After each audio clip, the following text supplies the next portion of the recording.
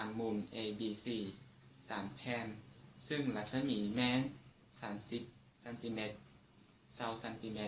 10 ซน ตามลำดับวางขนาดกลางและบรรดาเม็ดใจกลางประกอบเป็นเส้นสื่อเส้นหนึ่ง A กระจายแสง B และ C การแสงระยะห่าง AB บ่เปลี่ยนและเท่ากับ 1.2 เมตรจงเขียนระยะ BC ใน2 กรณีคือกอ C อยู่เงามืดอย่างเต็มส่วนขออยู่ในเงามัวอย่างเต็มส่วนเมื่อ BC เท่า 0.6 เมตร C อยู่บอนแจ้งหรือบอนมืดคือเนี่ยแหละ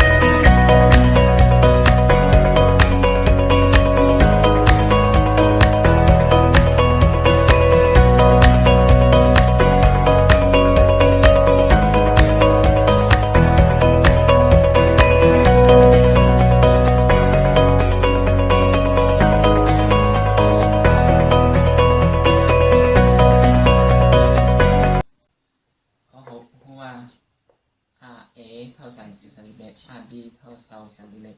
C เท่า4 เมตรระยะห่าง AB เท่า 1.2 เมตรซอกข้อกอคือซอก BO ข้อขอซอก BC ถ้าว่า BC นี่เท่า 0.6 C จะอยู่บ่ใดเนาะแก้ข้อกอเนาะเจ้าผู้สันเจ A ขีด O และผู้สันเจ B ขีด Oถ้าเขาอินตามหลักเกณฑ์ตาเล็กเขาจะได้อัตราส่วนการผูกพันแล้วเขาจะถอน DO แล้วเขาจะแทนค่าใส่สุดท้าย DO เท่า 2.4 เมตรซึ่งเขาขอเขาจะจากผู้สันเจ B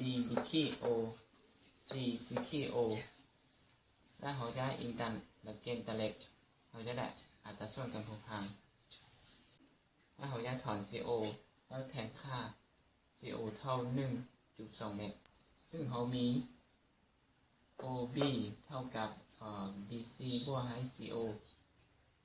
แล้วเขาจะถอน BC ออกแล้วเขาจะแทนค่าเข้าไปได้ BC เท่า 1.2 เมตรถ้าว่า BC เท่า 0.6 เมตรไล่จากทุกครั้งเคยเนาะแล้วเขาจะถอน CO ออกแล้วเขาจะแทนค่านะCO เท่า 0.8 เมตรแล้วเห็นว่า DO ใหญ่กว่า CO ดังนั้น C จะอยู่บนมืออย่างเป็นส่วนถ้าว่าเขาเก็บมาแล้ว CO ใหญ่กว่า DO แม่น C จะอยู่บนแจ้งเนาะแต่ว่านี้แล้ว CO น้อยกว่าแล้ว C จึงอยู่บนมืออย่างเป็นส่วน